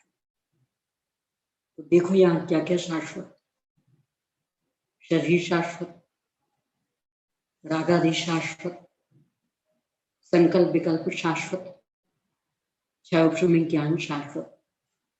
इसके अतिरिक्त क्या है जो शाश्वत है? ये सब। तो जो वो शाश्वत वो मैं हूं, इस मैं की अंतस्थल से स्वीकृति तो लगेगा कि बाकी तो आने जाने वाली, मैं शाश्वत हूं तो मुझ पर उसका असर क्या पड़ना। देखो एकदम स्थूल उदाहरण है, जमीन स्थिर है, आने जाने वाले अस्थिर, तो क्या क्या आए जाए कि जमीन प्रभावित हो जाएगी। क्यों? वो तो स्थिर, कितने आए जाए, अच्छा अच्छे बुरे आए जाए, तो कहीं एकदम गंदगी छोड़ दी किसी ने, कहीं हीरा रख दिया, कहीं से एकदम बुरा बुरा व्यक्ति निकला, कहीं एकदम काला कलूटा, जमीन कितनी प्रभावित होगी? क्यों नहीं? वो तो स्थिर, आने जाने वालों का उस पर कोई असर ही नहीं पड़ता। ऐसे ही मैं शाश्वत हूं, इसका मतलब आने जाने वालों का मुझ पर कुछ असर नहीं पड़ना। तो अब किससे घबराए? वो जमीन घबरा, और ये तो काला कलूटा आदमी आ गया, देखो इसने तो बिस्टा छोड़ दी, उस पर क्या असर पड़ा? ऐसे ही है। अब इसमें दूसरे पैर हिलाते हैं, मणि की बहुत गिरा, इसीलिए ऊपर बैठने का निषेध, टकराते रहते हैं घुटने से घुटने, बहुत गंदी आदत होती है। अब इसमें दूसरा, शाश्वत कौन रह सकता? जो परिपूर्ण हो, अनंत वैभव संपन्न हो। टिके रहने के लिए ताकत चाहिए, कोई भी ये चीजें भी होती ना, कौन कितना टिक पाता, उसकी कैपेसिटी, क्षमता, और जो कमजोर हो वो, तो मैं शाश्वत हूं, यानी अनादि से टिका चला रहा है और अनंत काल तक। किसके बल पे? कि मैं अनंत वैभव संपन्न, वो ये सब नहीं टिक पा रहे। क्यों? इनमें वो ताकत नहीं है, इनमें मतलब पर्यावरण नहीं। तो जब मैं अनंत वैभव संपन्न, तो सहारा किसका लूं? जो नहीं टिक पा रहे उनका। अब जो अनंत वैभव संपन्न, क्या क्या वैभव, क्या क्या नहीं, ये बताओ। अनंत का मतलब क्या होगा? क्या नहीं है बोलो? तो इसके पास ज्ञान नहीं है, इसके पास सुख नहीं है, ऐसे हवा में टिका है क्या ये? तो जब सब तरफ से संपन्न है, तो उन सब को पाने के लिए हम अब किसका मुख देखें? सोनमुखी वृत्ति हो गई, आत्म का खत्ता। बस ये चिंतन मन में है। यानी सबसे पहले शाश्वत, और शाश्वत इसका मतलब परिपूर्ण, अनंत वैभव संपन्न, क्योंकि उसके बिना वस्तु टिक नहीं सकती। सीमेंट आदि होती, इनकी भी एक मर्यादा रहती, बिना कुछ किए और अंदर अंदर ही अंदर ही खोखले होने लगते, और करीब करीब 100-125 साल में तो क्यों धक्का लगाओगे ना, थप्पा का थप्पा हाथ में। किसने कमजोर किया उसे? किसी के कमजोर करने का कारण क्या है? उसकी स्वयं की क्षमता ही सीमित, पाषाण। क्यों? तो उसकी स्वयं की क्षमता माप, तो टिका रहता। अब अपन कौन, सीमेंट जैसे कि पाषाण जैसे?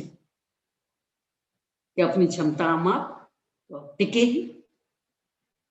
यानी कैसा भी शरीर मिल जाए, कैसे भी रागादि हो जाए, कैसा भी ज्ञानादि का उघाड़ हो, और फिर भी कुछ हम पे असर नहीं पड़ रहा, इसका मतलब परिपूर्ण।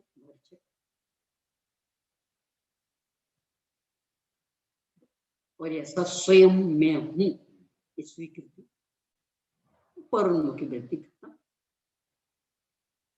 कदाचित कमजोरी बस हुई भी तो लगेगा मिलने वाला क्या है वहां से, क्या है उनके पास, वे स्वयं नहीं टिक रहे।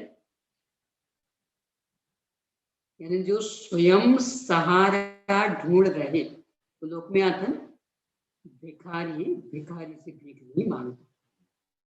क्यों? क्यों स्वयं भिखारी, वो स्वयं दूसरों से भीख मांग रहा, तो हमारी झोली में क्या डालेगा? हम किनके बल पर टिकना चाहते हैं?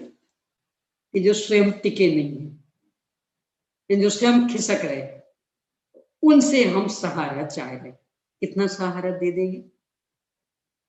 जो स्वयं बेचैन, उनसे हम चैन चाह रहे, कितना चैन दे देंगे वे? जो स्वयं मिटने वाले, उनसे हम नहीं मिटे ये आशा लगाए रखें। कब सफल होगी? और स्वयं परिपूर्ण, अनादि अनंत, स्थिर, इसके बल पर बिना चाहे भी मिलने वाला सब। क्यों? कमी क्या है? इस तरह का चिंतन करें।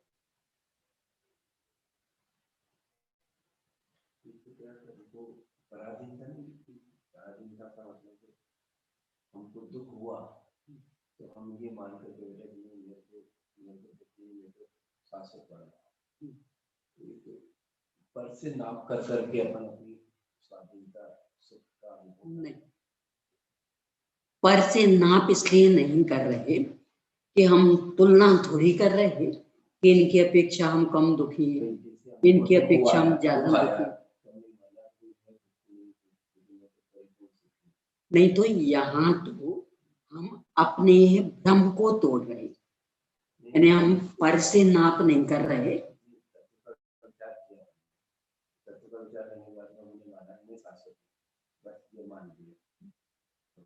माना, हमने स्वीकार किया है, समझ लो। अब अपने को कोई भी दुखाया या कोई भी तकलीफ तभी अपन ये मानकर के देखेंगे मैं तो शाश्वत, तब हमको आनंद आएगा, तभी आनंद ही आएगा। तो इसका मतलब होगा कि आनंद भी जो आया है हमें वो परामुख के कारण से नहीं, ये तो हमारी ही कमजोरी थी। यानी हम सीधे स्वरूप में स्थिर नहीं रह पा रहे थे, बार बार उपयोग बाहर जा रहा तो हमें खींचना पड़ा। बाकी ध्यानस्थ जीवों को, श्रेणी चढ़ने वाले जीवों को, सिद्ध भगवान को, वो तो जम गए। देखो ऐसा नहीं, एक छोटा बच्चा है, माँ पिता कितने समझाएं बेटा तुम्हारे घर में कमी क्या है, क्या नहीं है, फिर भी उसका मन नहीं लगता, बाहर भागता। और बाहर चाहे जहां से चाहे जो पूरा कर कुछ भी, फिर माता पिता पकड़ के लाते, बेटा ये चीज देखती रह, ये है, यही चाहिए ना, इसके लिए बाहर गया था ना, ये है ना। अब बार बार ऐसा करना पड़ता छोटे में, धीरे धीरे उसको बात समझ में आ जाती कि हमारे घर में कमी क्या है, फिर घर में रमने लगता। अपनी भी बुद्धि बाल बुद्धि है, अनादि का संस्कार पड़ा, यहाँ दिन मानी माँ कह रही यहाँ देखना, यहाँ क्या नहीं है। तो शुरू में तो ऐसा लगेगा जैसे जोर जबरदस्ती करनी पड़ रही।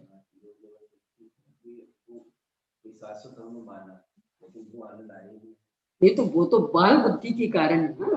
तो अपन ने ये माना कि बुखार आ गया है, बुखार मेरा कहाँ है, ये तो वो बाल बुद्धि के कारण कि उस बच्चे को भले ये बार बार समझाया जा रहा है कि बेटा बाहर तेरा कुछ नहीं है, वो घर में देखना क्या नहीं है बताना, पर नहीं जच रहा उसको, फिर बाहर भागता, फिर बाहर भागता। माता पिता बार बार अंदर पकड़ के ला रहे, वो दिखा रहे, देख इसके लिए गया था ना तू बाहर, देखिए देखिए ये तुम बाहर से लेके आए ना, देखिए पहले से रखा है। अब ऐसा बार बार वो बच्चा करता रहे, धीरे धीरे संस्कार पड़ जाएगा, उसकी बुद्धि विकसित हो जाएगी। बात तो सही है, हमारे यहाँ कमी क्या है, हमारे यहाँ तो पहले से ही रखी है, तो हम बाहर भटक के क्यों उसे खोजें, वो मिल कहाँ रहा है। संस्कार दृढ़ होगा तो ऐसा दृढ़ कि फिर तो अंदर से बाहर निकलना भी पसंद नहीं होगा। इसमें जयसिंह स्वामी की टीका में एक जगह ऐसे स्वरूप मंथर हो गए, बाहर निकलने के लिए आलसी, ऐसा है बात, स्वरूप मंथर, जैसे कछुआ बाहर नहीं निकलना चाहता, ऐसे ही बाहर नहीं निकलना चाहते, क्यों मिलने वाला क्या है वहां से।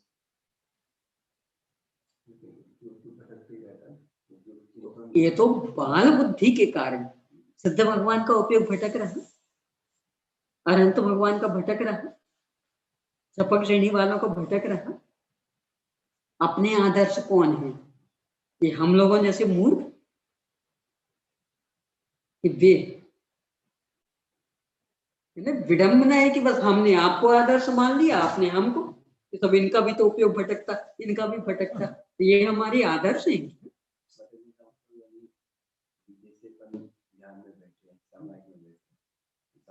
ये तो वही पर किनका, ये सब अपन ने माना, लेकिन तो हमारा निरंतर पर किनका, अपन लोगों जैसे बुद्धुओं का ना, अनंत भगवान का, सिद्ध भगवान का, यानी वो बच्चा का है। देखो मान लो अपने यही ले लें आईना, अब इसी उम्र के 10 बच्चे मिल गए, एक को अंदर पकड़ के लाते, दूसरा भागता बाहर, दूसरे को पकड़ के लाते, तीसरा भागता बाहर। अभी कहे मम्मी वो भी तो गया बाहर, मम्मी वो भी तो गया बाहर, तो उनको क्यों नहीं देखता, आर्य को क्यों नहीं देखता, वो गया बाहर क्यों नहीं गया, सब कुछ यहाँ मिल गया ना। जैसे आपका उपयोग भटकता, हमारा उपयोग भटकता, इनका उपयोग भटकता, ये है कौन, अपने जैसों को क्यों देख रहे हैं? उनको भी भटकता तो होंगे, भटकने में सारा लोग ज्ञान में आ रहा है। सकल गे ज्ञायक तदपि निजानंद रस ली। कहाँ भटक रहा है? निजानंद रस ली। प्रतिबिंबित पूरी केवली पर चिन्मयता को आँच नहीं। कहाँ भटक रहा है? यानी आँच भी नहीं आ रही। तो हमारी आदर्श बेग है कि हम लोगों जैसे बुद्धू लोग कि जो चाहे जिस गे पर रीछ रहे, यानी अपन अपनी बराबरी वालों को नहीं देखें, ये तो सब मूर्खता वाले, जिनने वास्तव में अपने को शाश्वत सत्ता रूप स्वीकार किया और उसमें स्थिर हुए, तो सारा लोकालोक जानते हुए भी चिन्मयता को आँच नहीं होंगे। वे हैं अपने आदर्श, वे हैं अपने बड़े पुरुष। हाँ जी,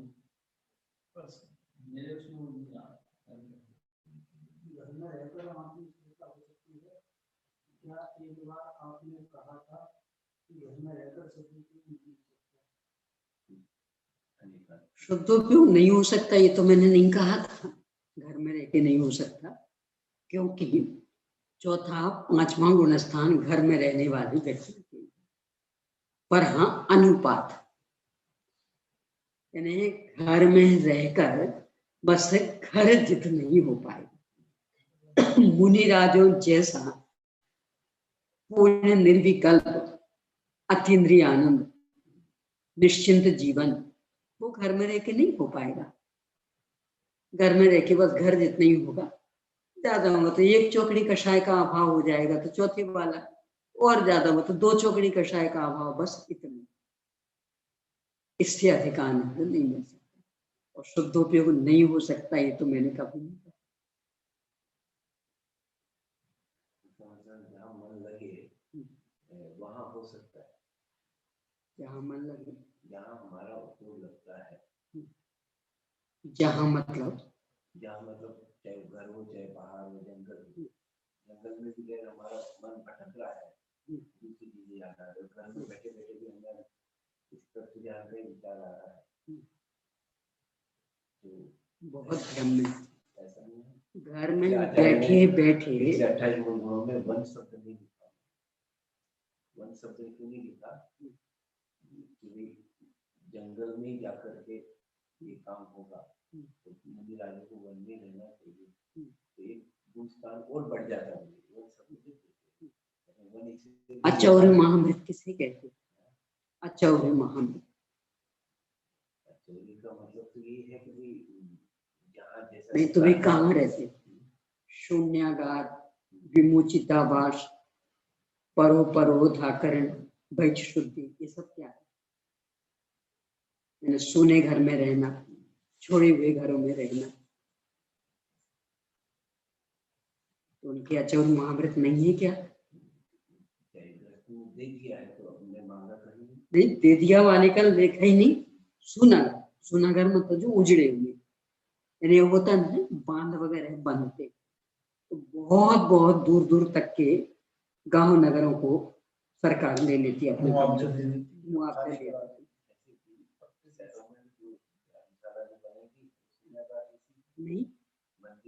नहीं है वहां तो और ज्यादा बंद है। देखो, मुझे आपने एक कमरा दिया है, ऊपर पक्का मेरा है ना? सुनिए सुनिए सुनिए, अभी ऊपर ज्यादा में नहीं बढ़ रही हूँ, दृष्टि नहीं कर रहा है। यात्री के लिए दिया है, यात्री के लिए जो भी आएगा डरेगा। चलो उतनी कोई सही। मैं 2 दिन तक कमरे से नहीं निकलूं, मेरा कमरा है, 2 दिन तक नहीं निकलूं, बोलो क्या होगा?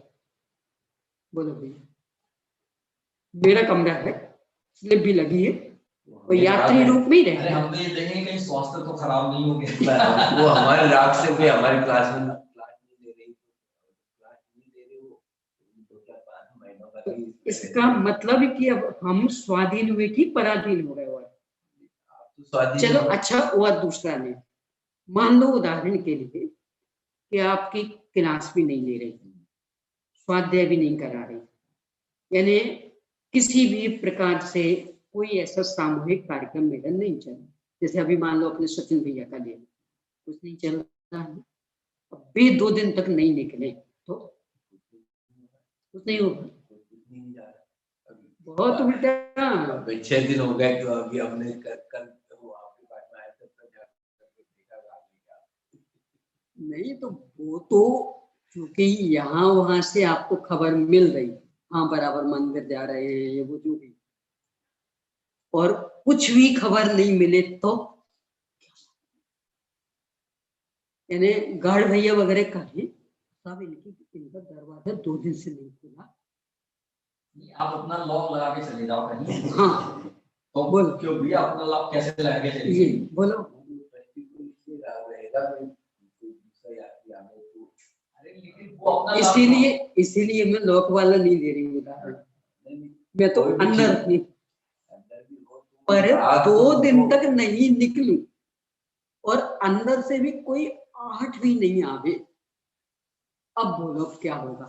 और मैं आपके सामूहिक किसी भी कार्यक्रम में जुड़ी हुई नहीं, यानी मेरे से मुझसे आपका कोई स्वार्थ अटक नहीं रहा, तब तो निर्विकल्प रहोगे ना कि हमें क्या लेना देना।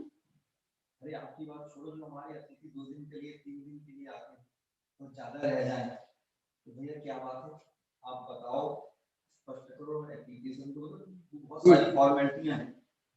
यानी विमोचिता वास शून्यागार, ये उनके वन निवास का सूचक है, एकांतवास मतलब गृहस्थों से हटा हुआ। ईश्वर क्यों ध्यान नहीं जाता। नहीं मैं दूसरे जो अपनी अपनी जो आराधना के कारण से ये तो ये कषाय अपने घर में रह कर के कभी क्या हुआ तो मैं अभी कमरे में रजाई ओढ़ करके ही समय लाने करते हैं, जो ठंड पड़ रही है बाहर नहीं निकल पा रहा, मैं कल सचिन की बात नहीं जाता वैसा मैं 5 बजे से चलिए आपके पास में आ जाऊँ। मैं स्वयं भी क्या ठंड इतनी पड़ रही है तो बाहर नहीं निकल पाता हूँ, दूसरे कमरे में जा पाता हूँ, तो ठंड कम हो जाए तो मैं कहा यार ये थोड़ा शरीर से कपड़े हट जाए, इसके लिए मैं थोड़ा व्यायाम करना चाह रहा हूँ। तो फिर अंदर में मैंने स्वयं ने विचार किया तो यहाँ अपना उद्योग लगता है, अभी कमरे में लग रहा है तो अपन कमरे में कर लो, क्यों वहां नहीं जाकर तो के इसमें तो बस इतना, पहले तो ये भ्रम तोड़ने मिल गया प्रश्न।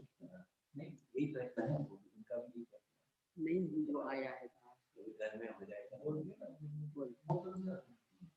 तो घर में बस 2 चौकड़ी कषाय के अभाव जितना ही उपयोग लगेगा, इससे आगे नहीं। यदि इससे आगे उपयोग लगाना तो गृह त्याग ही आवश्यक, उसके बिना बस यही। और 1 चौकड़ी कषाय का अभाव 2 चौकड़ी कषाय के अभाव की तो गृह त्याग, उसके लिए तो गृह त्याग की आवश्यकता है। छोड़ भी देवे जंगल में चले जाए तो जंगल में उपयोग उतना लगेगा ही नहीं। वो तो पात्रता के बिना छोड़ोगे तो अनंत आकुल तक भोगोगे। बंदर नहीं आ जाए पहाड़ी पे चले जाए तो डंडे लेकर के बैठना पड़ता है, मैं तो भगवान के दर्शन करने आया हूँ, क्या करना। आपने कहा था तो एक दिन छोड़ा भी था लेकिन वो बंदर ही पास में आकर के बैठ गया, मैंने कहा कि खा नहीं जाए तो मैंने जल्दी से उठा अपन ने आज्ञा मान ली उनकी तो खा गया तो इसमें ऐसा रहता है तो बंदर भी चूंकि सैन्य पंचेंद्रिय, मैं तो स्वयं जाती हूँ तो वो घूमते रहते पास में, पर देखते रहेंगे इनके पास कुछ है कि नहीं, कुछ है कि नहीं, और बराबर उनको देख रहे हैं हाथ बिल्कुल खाली, सब घूमते रहेंगे लेकिन छेड़ती नहीं। ऐसे है लेकिन क्या है, भूखा हो ना या गुस्से में तो फिर वो परेशान भूखे में तो उसे कुछ सामान दिखे तो परेशान, उसे को दिख ही नहीं रहा। हाँ, गुस्से में हो तो बात है, और गुस्से में तो मनुष्य भी कोई कम थोड़ी होता है। बिल्कुल शांत बैठा हो कोई व्यक्ति और दूसरा खूब गुस्से में, तो उसको भी 10 सुना देता, और उल्टा सीधा हाथ पैर यानी हाथ पैर भी उठा ले, तो वो तो मनुष्य है। सही भी है, थोड़ा आ गया पास आ गया, आपने लगा दिया तो बेकार में भी ऐसा नहीं लगाता। और ज्यादा है तो देखो इसमें ही है कि अपना जगह विशेष का आग्रह क्यों। हाँ नहीं, अभी घर में ये तो कह रहा हूँ कि घर से भी पहाड़ी को देख के चलो शांति से भगवान के सामने अपन ध्यान करेंगे, पर क्या ये करेंगे, अपन ने बाहर बात गया हो। देखो, दो बिंदु अलग अलग है। एक तो घर में रहकर जितनी साधना हो जाती उसके लिए जगह विशेष का आग्रह क्यों, एक बिंदु। और दूसरा, उससे अधिक साधना हमें करनी, उसकी प्रक्रिया क्या। तो घर में रह के जितनी हो सकती, यानी अधिक से अधिक 2 चौकड़ी कषाय के अभाव वाले, उसके लिए फिर स्थान विशेष का आग्रह नहीं। पर उससे अधिक घर में रह के कभी नहीं हो पाए, उसके लिए फिर गृह त्याग, तो बस त्यागवाद है।